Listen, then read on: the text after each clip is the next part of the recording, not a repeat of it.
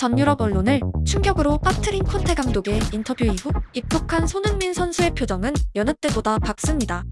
사실 손흥민 선수는 토트넘에서 일시적 부진으로 비판받던 시기에도 언제나 파주에 입성하면 누구보다 즐거운 표정으로 일정을 소화해왔고 마치 집에 온 아이처럼 해맑은 모습을 자주 보여왔습니다.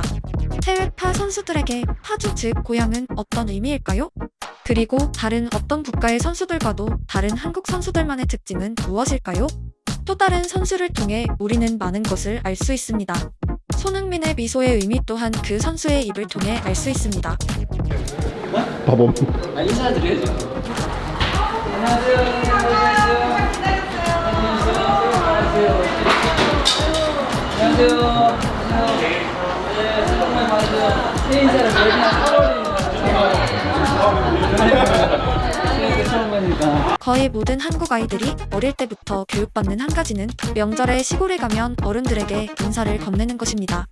그리고 어른들은 시간이 몇 시든 하나라도 더 먹을 것을 내어주고 챙겨주고 아이들은 명절이 끝나면 과식으로 배탈이 나기도 합니다. 아니 밥은 어떻게 먹었어? 밖에서? 그냥 보면서 그냥 과일 먹었어요. 아, 진짜? 저녁 맛있는 거좀 준비해주잖아요.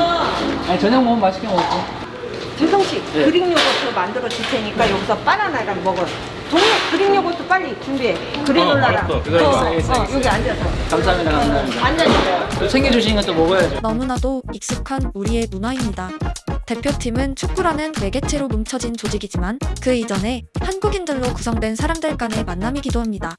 비행기, 차를 합쳐 16시간이 넘는 이동을 하고 시차에 적응도 안 된 이재성이 웃음을 띠고 아는 얼굴들의 인사를 건네고 또 기어이 음식을 건네받는 장면은 보통의 선량한 한국 사람들이 어떻게 살아왔는지 보여주는 평범한 일상입니다.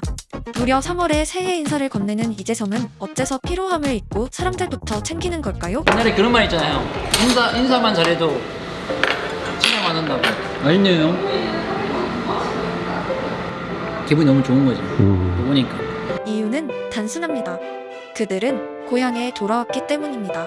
손흥민과 이재성의 미소는 여기가 집이기 때문입니다. 설날 시골에 방문하고 그리운 사람들, 풍경, 냄새를 맡는 우리들의 감정과 머나먼 타지에서 낯선 문화에 녹아 살아가는 그들의 감정은 정확히 일치합니다. 오랜 해외 생활에 익숙해지고 자기 일에 노력하다 보면 외로움, 향수, 한국어, 내가 한국인이라는 기억은 가끔 가물가물해지기도 합니다. 하지만 바쁜 일상에서 눈을 돌려 고향이 시야에 들어오는 순간 우리는 잊고 있던 많은 감정을 느끼게 됩니다. 저기가 내가 자란 곳이구나. 온몸이 기억하는 익숙한 풍경은 아련함과 동시에 극도의 행복감과 평온함을 제공합니다. 이재성이 얻어먹은 한 그릇의 식사는 그런 의미입니다. 여기가 내 집이라는 안도감. 경유 포함 27시간의 비행은 인간이 가지고 있는 모든 에너지를 앗아갑니다. 땅에 발이 닿는 순간 가장 먼저 느끼는 감정은 쉬고 싶다입니다. 그 순간 2시간이 넘게 몰려드는 팬들 모두와 사진을 찍어준 초인적인 선수가 있습니다. 10살부터 스페인에서 살았던 이강인 선수에게 그 몰려든 팬들은 곧 집이기 때문입니다. 나와 같은 밥을 먹고 같은 말을 하고 같은 문화에서 자란 사람들.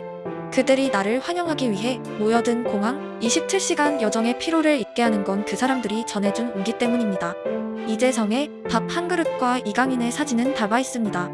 이강인이 아무리 오래 스페인에 살고 스페인어 발음이 한국어 발음보다 더 능통하더라도 이강인의 집이 스페인이 될 수 없는 이유입니다. 기다린 팬들에게 손으로 인사를 하고 숙소로 향했더라도 이강인을 비난할 팬은 한 명도 없습니다.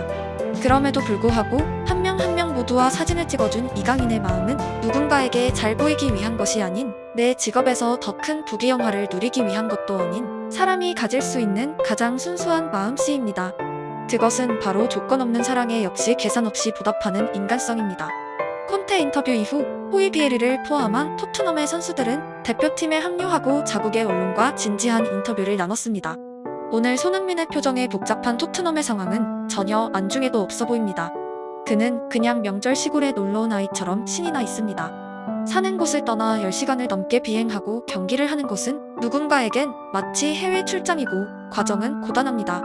손흥민의 과거 인터뷰 중 버릇처럼 말하는 어투는 A매치 기간 푹 쉬고 돌아와 소속팀 경기에 힘을 내겠습니다. 입니다. 그에게 A매치 한국행은 출장이 아니라 쉬러 간다는 표현을 버릇처럼 사용합니다. 타지에 사는 사람들이 고향에서 푹 쉬고 와서 이제 일에 집중해야지 라고 말할 때의 신타와 똑같습니다. 손흥민에게 한국 방문 목적은 경기이지만 그가 실제적으로 누리는 감정은 가족과 사람들을 만나고 한국어로 대화하고 웃으며 느끼는 편안함입니다. 대표팀 소집되면 한국말 하는 자체가 너무 감사하고 너무 행복한 부분이 있다 보니까 그런 즐거움을 얻을 수 있는 대화들을 가벼운 일상적인 대화들을 많이 하는 것 같습니다. 그 감정이 손흥민에게 곧 긴 시즌 중 잠깐의 도피처이다 휴식임을 알 수 있게 합니다. 최근 학원 폭력이 이슈가 되고 있습니다. 특히 우리의 기억 속에 운동부 학생들의 호전적인 성격과 학폭 뉴스는 익숙합니다. 하지만 현재 대표팀에 소속된 선수 그 누구도 학폭 같은 불미스러운 뉴스는 전혀 나타나지 않습니다. 하루가 다르게 보도되는 학폭 연예인들이 일반적인 중고교 시절을 보냈다면 대표팀 선수들은 초등학생 때부터 남자들끼리 합숙하고 생활하며 크고 작은 폭력에 노출될 확률이 더 큰 특수한 직업을 영위함에도입니다. 현 대표팀 선수들의 인성이 좋다는 단순한 대답과 함께 우리가 알 수 있는 사실은 중고교 체육계의 학원 폭력은 S급 선수들보다 BC급 선수들 사이에서 더 빈번히 일어난다는 점입니다. 한국 축구 사상 최고의 선수들로 평가받는 차범근, 박지성, 손흥민이 학창시절 사용한 시간은 온전히 그들을 국내 최고 선수들로 만드는 데 쓰였다는 의미이기도 합니다. 결과적으로 축구 외의 호전적인 활동에 시간을 쓴 선수들 대부분이 사라지고 다른 직업을 알아볼 때 온전히 축구에 집중한 선수들이 결과를 거두고 2023년 현재 대한민국 대표팀으로 불린다는 사실은 우리에게 그래도 권선징악이 존재한다는 의미이기도 합니다. 더 노력한 사람들, 더 착한 사람들이 성공하는 공평한 세상이 아닙니다. 그럼에도 불구하고 적어도 현재 대한민국 축구 대표팀은 그 단순한 논리가 작동하고 있음에 안도합니다. 현재 대표팀에 소속된 선수 상당수는 초등학생 때부터 함께 공을 차며 자라난 친구들입니다. 그들의 모임은 마치 설날 같습니다. 오늘 그들의 행복한 미소가 내년 아시안컵 결승까지 이어지길 기원합니다. 그리고 여전히 착하고 성실한 사람들이 계산적이고 폭력적인 사람들보다 성공하는 세상을 기원합니다.